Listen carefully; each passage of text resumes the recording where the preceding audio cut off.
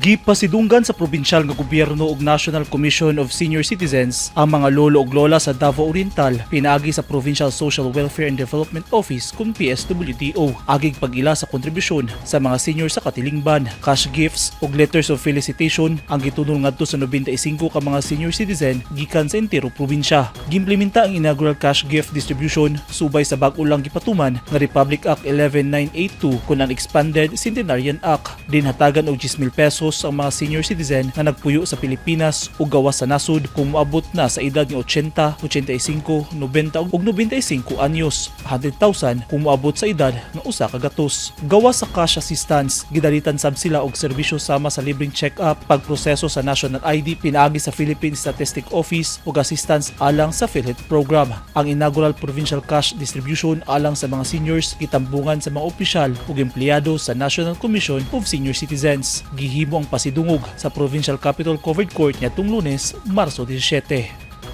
Eugene Hinutan, Newsline Philippines. Stay safe.